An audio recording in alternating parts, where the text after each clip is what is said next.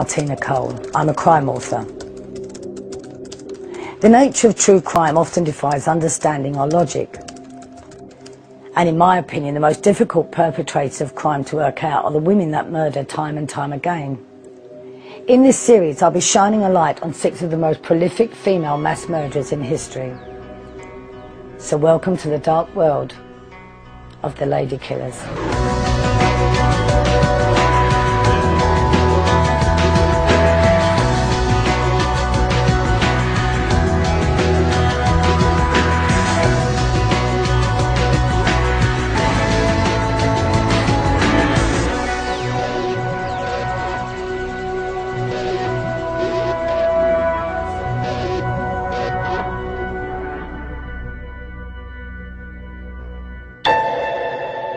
Some may ask, why call up anew this gruesome crime of more than 30 years ago? Let time cover it.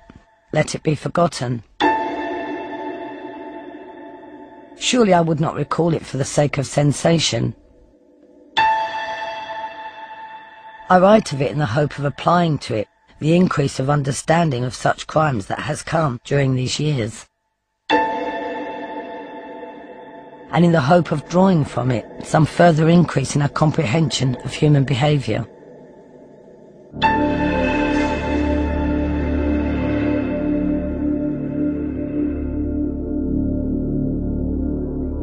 These are the words of author MYRA in The Foreword to Compulsion.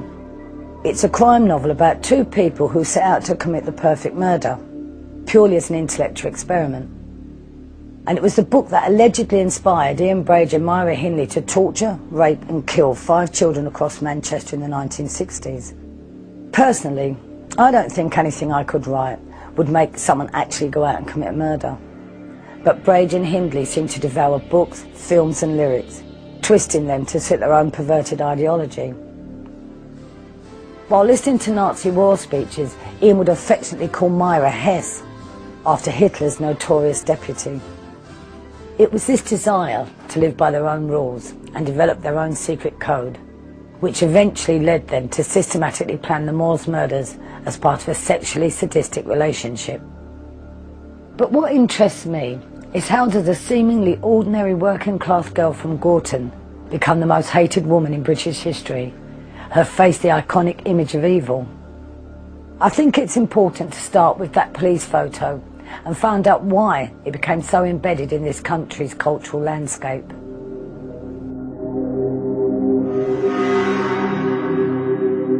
You felt it was a mask.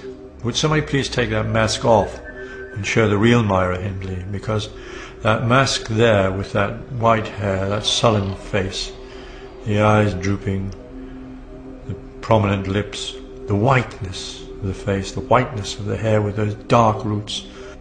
It's almost as if someone had touched her up to give her that look of evil. Yeah, but she's got evil bloody eyes, shows that. And if you look at her photo, you can see the evil coming through to you.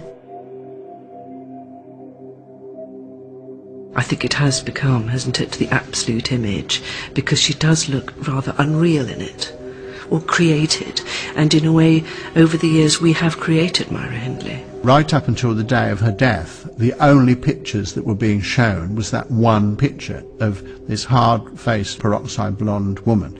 And this became the face of evil, the face of wickedness, the face of crime.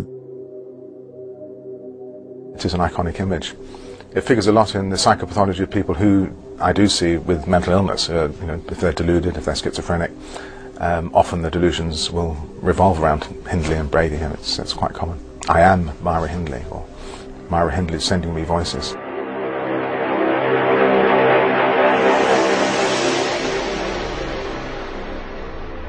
But every picture tells a story, even a police photograph.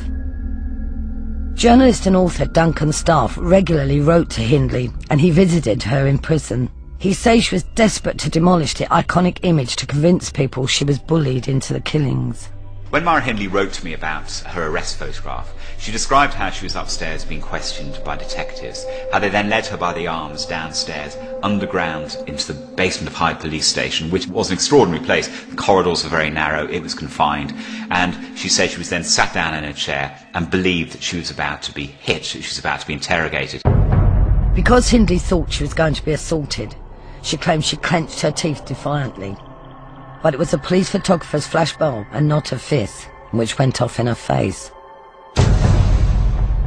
Now, I'm not sure that's quite an accurate version of events. What she's trying to do there is to show herself as a bewildered, frightened girl who's suddenly behind bars. I don't believe it's quite like that. I actually think the image that you see of her, that hard, harshly lit image, it is actually an accurate portrait of MYRA Hindley at the time. The photograph didn't do her justice. The photograph was a prisoner's photograph. And I'm quite sure she was a bit more photogenic than that photograph shows her. And none of us, if we're arrested, would like the photograph taken down on the police cell area to be the one that's forever shown on the front page, because you're at your worst. It did portray her, as far as the public was concerned, as the monster that they perceived her to be. I find it really ironic that a photograph should play such a part in her demise. Brady and Hindley happily recorded every part of their lives with expensive cameras.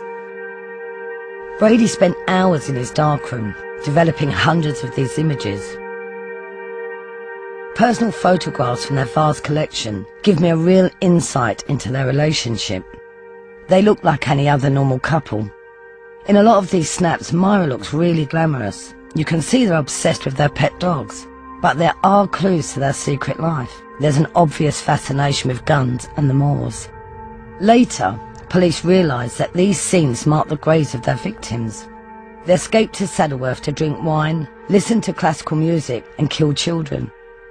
It was MYRA and Ian against the world. For all intents and purposes, Hindley seemed a relatively normal, in inverted commas, young female until she teamed up with Ian Brady. She said she, in due course, was fascinated by him, and eventually it led to, frankly, a total Bonnie and Clyde kind of relationship, where she said she ended up literally killing for the love of this man, Brady. She was indoctrinated, but she was very willing to be indoctrinated, and she had the wherewithal, perhaps even more than Ian had, the ability to carry out such crimes. But what I really want to find out is what caused Hindley to turn her back on everything she knew and coolly take children off the streets where she actually lived with the sole purpose of ending their lives. As a crime author, I've always been intrigued by what motivates women to kill. I've done a lot of research into MYRA Hindley and the Moors murders, and I'm still no closer to understanding how a female could actually torture and murder children as young as 10. To me, I still find that shocking. So imagine the reaction to this case in 1966. This is the first time that we had people who were enticing individuals from their environment, torturing them, killing them, and burying them in a place like the Moors. And when you look at the individuals concerned, they didn't do anything by chance. They planned everything. And that's what makes it even more evil. I've come along to the National Archives in London to meet Ian Fairley. As a 21-year-old detective constable, he arrested Brady and helped crack the whole Moors murder case. We've been allowed to see some very rare documents from the trial and of their lives together. I'm hoping these will help me understand what turned Hindley into the most notorious female serial killer of our times. Oh, Ian, this is really exciting. I mean, we're some of the first people to have access to all this now that, you know, so it's all been made public. I think the first thing we need to do is get these gloves on before we touch anything. I mean, for you, after 40 years, I mean, this must be... Well, I mean, is it shocking? It is. It's like, I mean, when you think you do something 1965, and you see it 43 years later, it's here. I mean, it's like all our yesterdays. It's all their yesterdays. It's certainly all their lifestyle, because there's everything here. Well, yeah, obviously, we can say this is your notebook, isn't it? Yeah.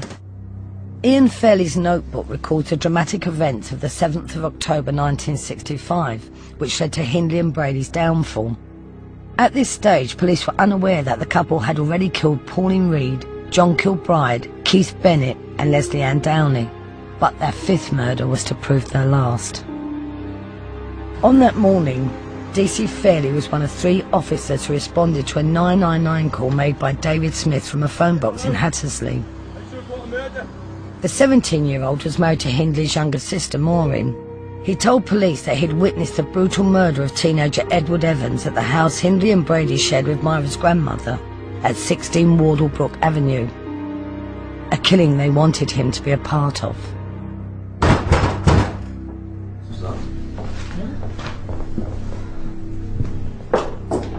MYRA, HINDLEY? Yeah? Got a report of a murder. A murder? What are you doing? You can't just come back. The door, in actual fact, had been answered by MYRA HINDLEY. We walked in and me and Brady was actually lying in bed in the lounge, and he was in the process of writing a note to his employer saying he wouldn't be in that day as he had twisted his ankle. He was right in that, wasn't he? So he could go dispose of the body. Well, in actual fact, he did have an injury to his ankle, and what we think and what we were pretty certain happened was when he actually attacked Edward Evans with the axe, he struck his own ankle with on the blunt end of the axe and damaged his ankle. So he was limping. He did injuries himself. Mrs. Maybury, that was MYRA HINDLEY's grandmother, was still asleep in the bedroom upstairs, and also one of the bedrooms was locked upstairs. Hindley then produced the keys for the bedroom. Went upstairs, in a corner we found the body trussed up in the fetal position, and it was in 2 plastic bags. At this stage, police were treating Edward Evans' death as a one-off murder. As a seemingly respectable couple with good jobs, Hindley and Brady were quite confident they could get away with their plan B. That was to blame David Smith, Myra's brother-in-law. He was a local troublemaker, and he was in awe of Ian Brady. Brady interview, 4:15. I never left Brady's side that day, but through the course of the day we interviewed him, and he made a statement. He wrote MYRA HINDLEY out of the incident. He admitted he had killed Edward Evans, but suggested that David Smith had taken an active part. David Smith, who was meant to help rob Evans. Now Brady had this idea that Smith was going to kill Evans and then help him dispose of the body. The trouble with it was that when he saw Edward Evans being beaten to death by Ian Brady with an axe, he simply didn't have that same mental toughness that MYRA HINDLEY had, and didn't want to be part of those killings. David Smith told us that there was more. When he said more what? More murders. Why do you know there's more murders? Because he's told me. Detectives were drawing a blank until they found 2 suitcases in the left luggage office at Manchester Central Station. Inside, sick mementos from the killings led them straight back to Brady and Hindley. Now, to say these suitcases were packed was an understatement. You couldn't have got anything else in them. There was loads of books, there was also tape recording reels, loads of photographs, and we found a photograph of a young girl naked with a scarf tied around her face. I didn't recognise who she was, but I've got to say that was enough. It's really a suitcase full of horrors, and it was then that everything began to change from a normal routine murder into what developed into a serial killing by 2 monsters. It's getting to somewhere in the region about 10:15, 10 o'clock at night. A lot of black and white televisions on the corner, and it comes on, and it was children missing from home in Manchester. And the first picture flashed up on the screen was Leslie Ann Downey.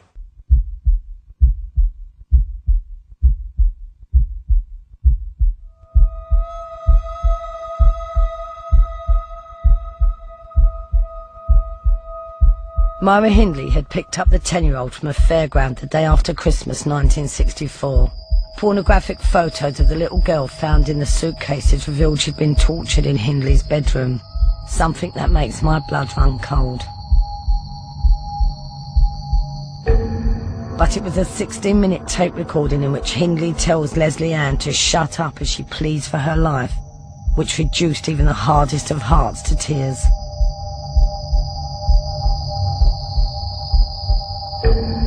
After listening to that tape, one police officer said, "This case is beginning to rank as one of the most nauseating murder investigations. So nauseating, in fact, that the details may never become public."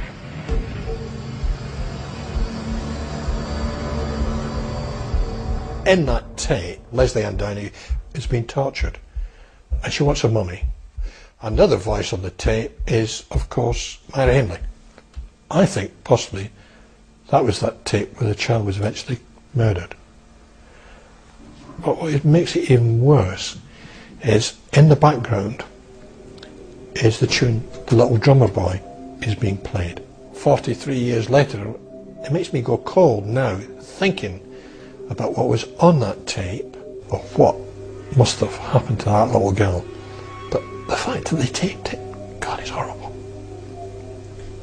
They'd got tape recordings, they'd got photographs, and the picture that began to assemble then was of a bizarre, ugly, pornographic cult relationship, and it was then that they started looking through missing files of missing children and so on, and the whole thing basically exploded. Following a tip-off from David Smith, police from 5 neighbouring forces began searching Saddleworth Moors.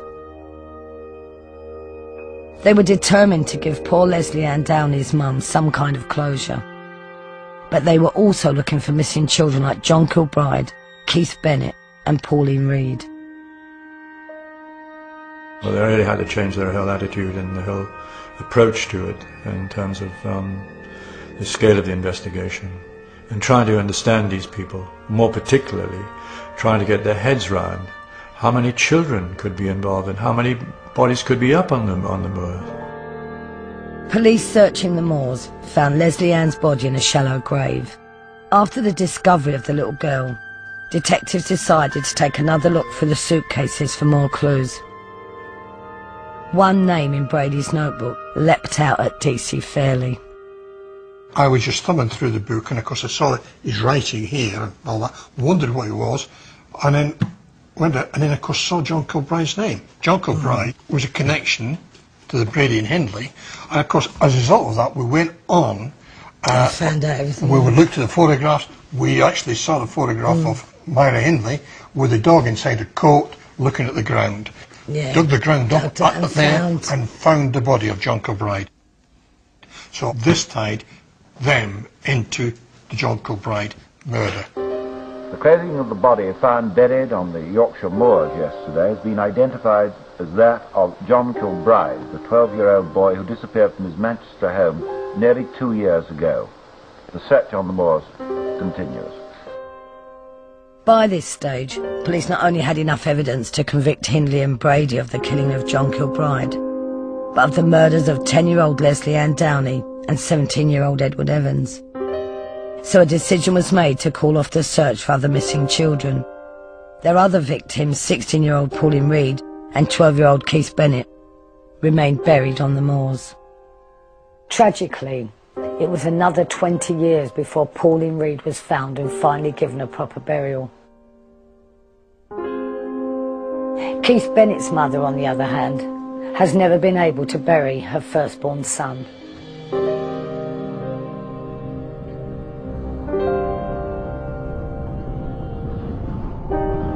Until he's found, I'll never stop.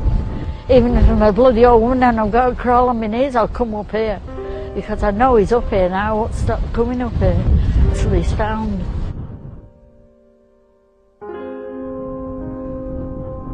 And I told the police I don't think much of him because they've never found him. Why can't they find Keith? They found all the others, why can't they find Keith? I still maintain, and I've maintained that always, that we did not do justice in 1966. But there were senior officers who still had budgets.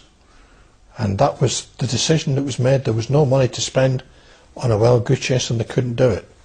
But bear in mind, in 1966, we didn't know that they had murdered Keith Bennett. We only know that now because Brady and Hindley weren't telling us. The same in 1966, we didn't know they'd murdered Pauline Reed. What impressed the police officers interrogating MYRA HINDLEY and her cool, resigned and casual way in which she dealt with questions left one single impression. that here you are dealing with someone who does not have the full complement of emotions. I mean, some of the stuff that we've looked at here today, I mean, some of the photographs and everything, when she was sort of showed these things, she still didn't want to know. Just didn't want a complete blank. Denial. A complete blank. And all she kept saying, Ian didn't do anything, I didn't do it, it was David Smith. And it was always down to David Smith. Despite their silence, 23-year-old MYRA HINDLEY and 27-year-old Ian Brady were charged with the murders of Edward Evans, Leslie Ann Downey and John Kilbride. Months earlier they would have faced the hangman's noose, but the fact that this was the first murder trial since the abolition of the death penalty fueled the public hatred. David and Maureen Smith went from being part of the couple's inner circle to becoming star witnesses for the prosecution.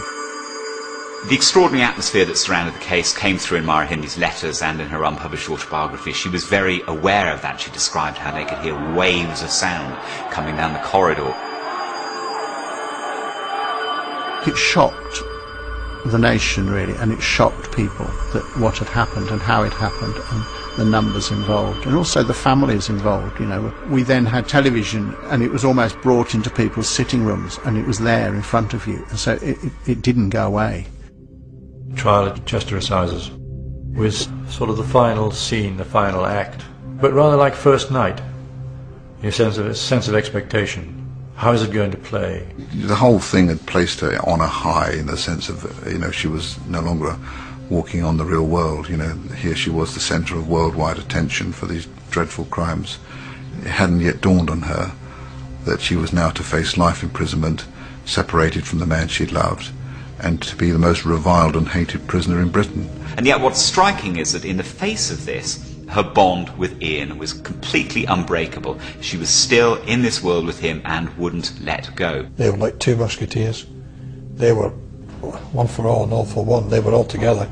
They were together in a partnership, and they stuck by that. And if you kick one, the other would limp. They lived in each other's world, and they lived together. And they lived for each other. Some people might say MYRA didn't react to anything at first because she was in shock. Probably the shock of getting caught. But I think the fact that she remained totally cold throughout the trial spoke volumes about her character. The thing which lives with me most of all is watching these two in the trials, sitting there, completely expressionless. They just didn't move for days on end, you see them. The faces, no sign of emotion. Not even a wet eye, not even, if you like, even a tear of regret or a tear of fear. You were hypnotized in a peculiar sort of way by them, by the lack of reaction, by their behavior. You say, well, isn't this not having any impact on you at all? She had this ability to switch on. Like, she had the ability to switch off when she was being questioned. She had the ability to switch off when she had the tapes of Leslie Ann Downey. Hindley's fate was finally sealed when the prosecution's key piece of evidence was played to a packed court number 2 at Chester Assizes. 42 years on, those who heard little Leslie Ann Downey being tortured and pleading for her life remember every second of that tape. Incidentally, that same recording that brought about Hindley's downfall is now locked in a secret vault. It is deemed to be too disturbing for the public to hear. We'd been briefly prepared for it. But when it came, it was shocked. It was gut-wrenching stuff. And you hear that kid screaming for her life, pleading. You could see these people around the court, members of the jury, you could see the people, the tears coming to people's eyes. And you looked at these two and said, no emotion on their face as it was played. No emotion. You aren't really human. Go on, react, do something. Show some emotion. So we can basically record it and show that there's some humanity. But it wasn't there. Not at all. Once that tape was played, one couldn't sink lower so far as horrendous crimes are concerned. And once the jury and the court had heard that, I mean, so far as the world was concerned, and the victims' families especially, there was no coming back. When the jury came back and gave the verdict, I mean, there was more expression of relief from the police than there was any expression of despair from them. I don't think there was any expression at all from them. The verdict was no surprise. Their reaction was no surprise. The sentence was delivered. No reaction from them. No words. And take him down, take him away, and then it went out of public gaze. On the 6th of May 1966, Judge Justice Fenton Atkinson sentenced the Moors murderers to life imprisonment. MYRA Hindley was 23 years old. It would be the last time Brady and Hindley would ever see each other. For Hindley, life really did mean life. She would die behind bars 36 years later. 40 years after she became the face of evil for a whole generation, Hindley remains the most reviled woman in Britain. But I want to find out what sparked her fatal attraction to Brady, and how did this obsession lead to her own compulsion to kill? 1966, 23-year-old MYRA Hindley was jailed for life for her part in the Moors murders.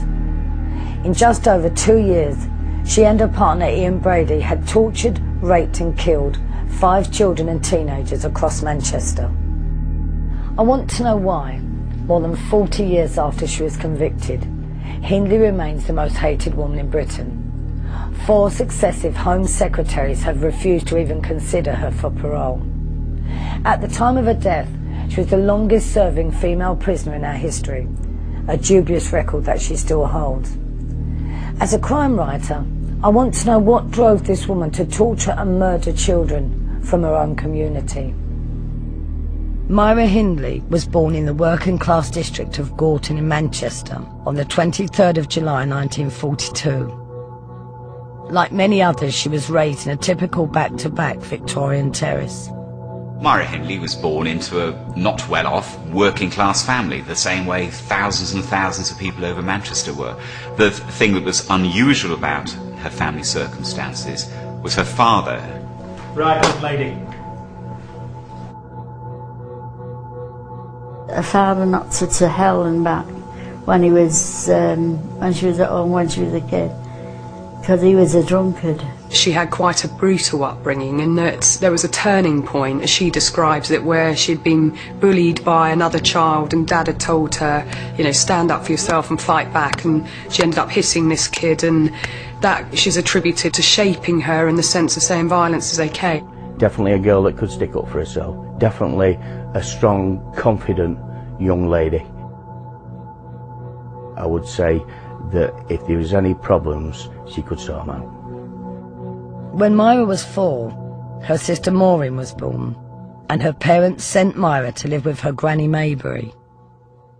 MYRA overpowered her gran. Gran was such a lovely, lovely lady. MYRA was then the boss, and MYRA liked being the boss. She was loud, she was brash, and she was definitely the boss. I think that certainly had a role to play, the fact that she could get away with whatever at her grandmother's house, and certainly in terms of her development, being able to get away with whatever she wanted to, that kind of sent a message to her. She loved her grandmother, but there was always this feeling that she had been put out of the nest in order to create a space for a new baby.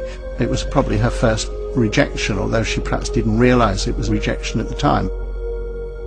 The question is, which came first? Did the rejection make her cold, or was there something rather cold about her? Was she an easy baby to reject? Did she come into this world with some kind of propensity for destructiveness that was more than others, and then was triggered in this relationship? Hindley struck up close friendships with other children and played like any other little girl would. But she escaped her surroundings by immersing herself in the world of books, like The Secret Garden. Her lifelong love of literature was to prove a significant shared bond with Ian Brady. MYRA did form deep friendships and relationships with people throughout her life. It was a characteristic of her personality that she would latch onto individuals. It was described to me by a former lover of hers as her beam, and once you were locked in her beam, you were the sole focus of her intention. Like any teenager in the rock and roll era, MYRA enjoyed going to dances. Every Saturday night, she and her friends would go to the Ashton Palais and bop along to the latest records. But her life changed forever when she started work as a typist at Millwoods Engineering in Gorton. By the end of her first day, she'd fallen for a mysterious Glaswegian clerk called Ian Brady. The 18-year-old wrote in her diary about her unrequited love for a 23-year-old man who reminded her of Elvis Presley and James Dean. On these pages, she poured out her frustration over Brady's indifference. He ignored her for a year, which of course whetted her appetite more and more, because what you can't have becomes more desirable, and he was just playing her along.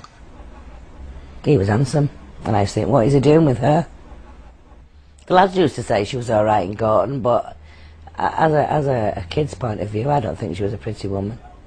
MYRA did write to me about how she first started the relationship with Ian. They'd been out to a pub, it was a Christmas party, they'd all got drunk, they then went back to Millwoods, and she described how he started dancing, and he was drunk and he trampled all over her feet. But she writes about it years later with a great feeling of happiness. You can see that there's real excitement there, and then from that point on the relationship accelerated very quickly. But this was to be no ordinary courtship. Hindley regularly worshipped at the Catholic monastery of St. Francis in Gorton. She later wrote that Brady convinced her to give up her faith. Instead, she was encouraged to read books by the philosopher Nietzsche and the Marquis de Sade. It was her introduction to the world of sexual sadism which laid the foundations to the Moors murders.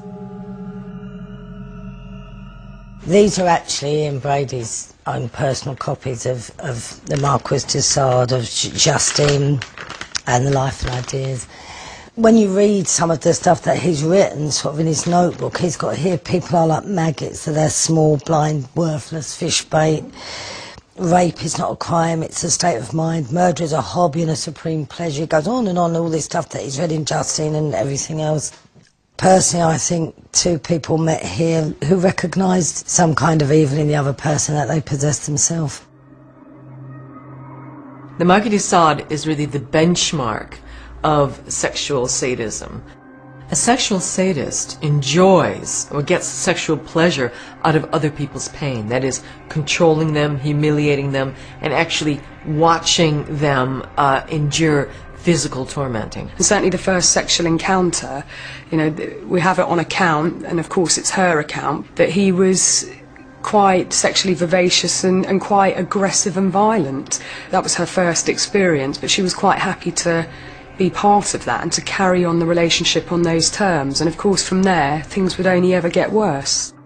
Hindley and Brady began to create their own special secret world. But this world revolved around sexually sadistic fantasies of torturing, raping and murdering young children. 18 months after starting their relationship, they were finally ready to kill.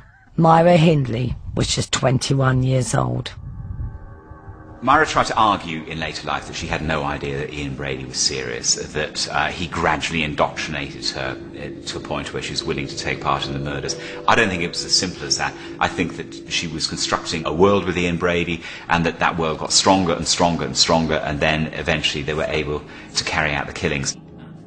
For anybody to suggest that she could be indoctrinated into anything unwillingly is completely out of the question.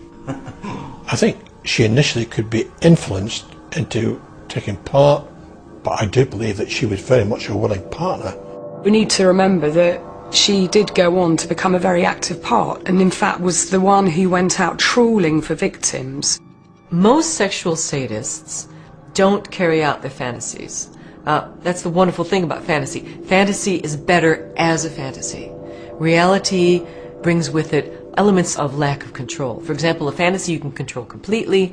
Reality, as with Hindley and Brady, got out of hand. MYRA said that they got to a stage where they were ready to commit murders when he introduced her to a book called Compulsion, which was about killings by Leopold and Loeb. So they already had this abnormal sexual relationship. They already had these fantasies that they were acting out. Then he introduced her to a book about killing and told her, I want to commit the perfect murder. I mentioned Compulsion right at the beginning of the programme. It's based on a real case from Chicago in the 1920s, when two privileged young college students kill another young boy purely to exercise their superior intellectual skills. Dubbed the crime of the century, the killers were caught out by forensics. Ian Brady vowed not to make the same mistake. Using secret codes and elaborate plans, they plotted every detail of their perfect murder. With sexual sadists, you know, it doesn't just happen by chance. There's planning, preparation. They know exactly what they're going to do, which role they're going to play, right up into, you know, the body disposal and what happens afterwards. It was the first time, as far as I'm aware, that we became knowledgeable about how meticulous people planned events. They counted the buttons on their clothes before they went out and killed children. They counted them when they got back. They burned their shoes. They took photographs of the grave sites before the killings and then after the killings. There was nothing accidental about the way these crimes were carried out. Hindley and Brady's photo album contains pictures of children that they'd taken at random in school playgrounds. It's really frightening to think that they may have been identifying and even watching potential victims. However, the first killing was much closer to home. On the 12th of July 1963, Hindley's 16-year-old neighbour Pauline Reed was walking to a local dance, but Hindley and Brady had more sinister plans in mind for the teenagers' evening. MYRA Hindley said that she was bullied into the killing of Pauline Reed, that Ian Brady made her do it. Now, I'm not sure that's right at all, because the murder was carefully planned. MYRA was driving down Froxmouth Street. She stopped her car, rolled down the window and said, would she help her look for a glove? She coolly and calmly took somebody off the street that she knew and fed Pauline to Ian, knowing full well what was going to happen next. They then drove up the moor with Ian following on a motorcycle. MYRA knew where to park. She knew that Brady was going to take her onto the moor, and she described sitting in her van knowing that Ian Brady was raping her and was going to kill her. Very shortly afterwards, she describes drinking a bottle of Drambuie with Ian and making love to him. This speaks of an act that somebody has carefully worked out and is then entering into as a willing accomplice. Pauline wouldn't have gone in any stranger's car. Pauline only got in that car because she knew her. She wouldn't have gone with anybody else. She wasn't stupid. She wasn't a daft girl, Pauline. She was very sensible. Hindley quickly perfected her role in the couple's killing partnership. 4 months after Pauline's murder, she coolly lured 12-year-old John Kilbride to his death. 7 months later, Keith Bennett was walking to his grandmother's house. He never made it. 12-year-old Keith was to be their third victim. Brady couldn't drive a car, so she done all the driving, and he was at the back of it, and when he wanted somebody, he'd point him out to her and flash his light on his bike, and they took Keith straight to the moors after that, and that was it. But I didn't know that at the time. I just thought, oh, he'll come back, and when he does come back, I'll bloody kill him, you know, but he never come that. MYRA Hindley was a woman, but it was because she was a woman that the murders could happen. Ian Brady needed her. He was an awkward person and nobody was going to get into a car with Ian Brady, and MYRA Hindley admitted that. She said to me, Andrew, I ought to have been executed, I ought to have been hanged, I deserved it. And she said my crime was worse than Brady's because I was the woman, and I enticed the children, as it were, into Brady's car, and they would never have entered the car without my role. And so she said, I have always regarded myself as worse than Brady. Brady was diagnosed with a psychiatric illness a few years ago, and although this doesn't justify his behaviour, it maybe explains some of it. But when you look at how Hindley acted, it's not as clear-cut. Some people say she was mad, but I think she was just plain evil. Nobody would know anything what she'd done. She used to go in the pub. There was all photographs of missing children then. I'm not just talking for after Pauline went missing. Leslie and Downey, John Kilbride, all of them. And she used to go in them pubs and never flicker an eyelid. Stand there and never drink, laugh, joke, knowing that she knew where them children was. MYRA was a chameleon. She adopted to circumstances incredibly, far more than most people on this planet ever did. She surely has to be accepted as being psychopathic. Her limited sensitivity and empathy would be necessary in order for her to go through the things she's done. Possible she'd suffer from a disorder called psychopathy, or psychopathic personality disorder. And all personality disorders have in common the feature that you've been like it, from an early age. It's not like an illness where you were well and then you got it. And there are many aspects or many facets to psychopathy, but one is this callous, unemotional behaviour. she was also quite profoundly evil, because she was very aware, as many psychopaths are, of the harm they were doing. It's obvious to me that over the course of the 2 years they killed those children, the power in their relationship shifted. He was the boss at work, but how much was she the boss at home? And that's sometimes I feel that she did what she wanted. I don't believe that MYRA Hindley was ever a servant. I think that she was a participant in the acts, and I think that she enjoyed them from the start. She remained cool, very calm about what was going on. And in fact, it was Brady's own reckless and impulsive behaviour that led to them being detected and arrested. It was Brady's failed attempt to introduce Hindley's brother-in-law, David Smith, to their sadistic partnership, which led to their downfall. Smith was a close friend until he witnessed the brutal murder of their fifth victim, 17-year-old Edward Evans, and went straight to the police. The game was finally up, and the couple were destined for life behind bars. But 40 years on, why does the name MYRA Hindley still automatically go hand in hand with evil? Is it purely because she was a woman, and women are meant to be mothers, not mass murderers? Maybe. But I think it's probably more to do with the lies she told inside. Lies which led to her being seen as even more heinous than Brady. And her lover Ian Brady raped, tortured and murdered 5 children across Manchester in the 1960s. 40 years on, they remain Britain's most notorious killers. It's always fascinated me why Hindley is seen as more evil than Brady.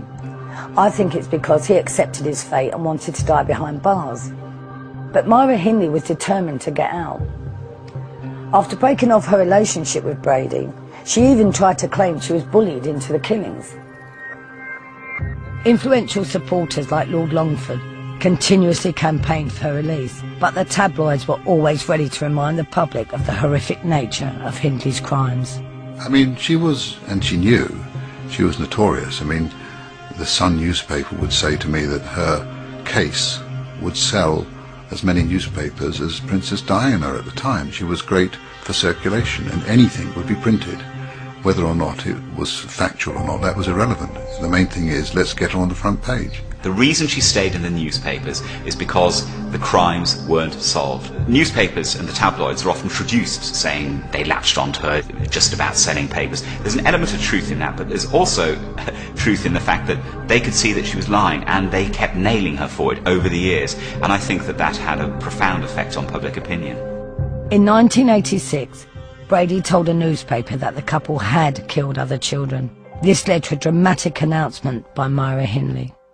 The Moors murderer MYRA Hindley has confessed tonight to her part in the death of 2 children who vanished more than 20 years ago. Hindley's decision to finally come clean about her actual involvement in the murders of Pauline Reed and Keith Bennett exposed the extent to which she'd persistently lied and manipulated everyone around her for years. I would say that MYRA Hindley was evil. She was bad, if not worse, than he was. Where did the evil come from? Was it always there, or was it an evil deed or deeds done by someone who was fundamentally ordinary? In all my interviews with MYRA, I never felt that I got to the bottom of that. I don't think she was an evil person. I think she was a person who did evil things, and that's a big difference. And I think she realised she'd done evil things. You just shake your head in disbelief that this young person who used to be a friend and a colleague to a lot of us has done this horrible thing. She took the babies, didn't she, to the slaughter, didn't she? Yeah. Who would take a child in a car knowing that she knew exactly what was going to happen to that baby, boy or girl? There's no remorse in that woman whatsoever. None. Evil, evil. MYRA Hindley, probably the most hated woman in Britain, is dead. The Moors murderess died of a chest infection after 36 years in jail. MYRA Hindley died on the 15th of November 2002. She was 60 years old. The priest who held her hand as she slipped away believes she did feel genuine remorse for her crimes. But it's ironic, really, because although he may have held her hand and offered her forgiveness, It seems the prison service actually had an awful lot of trouble finding an undertaker who was willing to handle the body. All I can say is that she'd put herself into a position where in the past she confessed her sins. She was one of those people who over the time came to believe in the generous, in the giving nature of God, and that in fact she was forgiven. I don't know whether Myra Hindley felt genuine remorse. I can't answer that. What I do know is that she continued to lie about her involvement in the killings because she wanted to get out of prison. And I think that whether she felt remorse or not, that action and the consequences it had for the Reed family and for the Bennett family is something that's very difficult to forgive.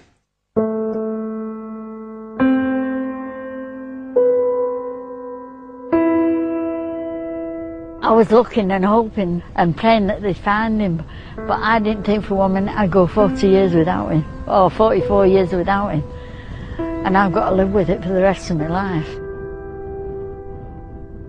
Oh, I love coming up here any time of the day or night, because I know he's here somewhere, and it's the only way I can express my feelings, because I know he's been murdered up here, and I know he's with me somewhere on the moor, and he knows I'm coming up with flowers and that. When I see Winnie still desperately trying to find her son, it's very hard to forgive Hindley. As a crime writer, I plan other people's lives, and I often plan their murders too. But after getting so close to Myra Hindley, I don't think that there's a writer in the world who could adequately even come close to the arrogance, hate and deceit that festered inside her heart. It's clear that Hindley and Brady thought evil was some kind of spiritual experience. They believed that they were superior to everyone around them, and that they had the right to snuff out the lives of innocent children for their own pleasure. Well, no one has that right. Next. And you're gonna do it, are you, Amy? You're gonna kill him, are you? What you gonna do? You gonna shoot him? Knife him? Lynch him? What are you gonna do? Starring Trevor Eve, Lawless on ITV3.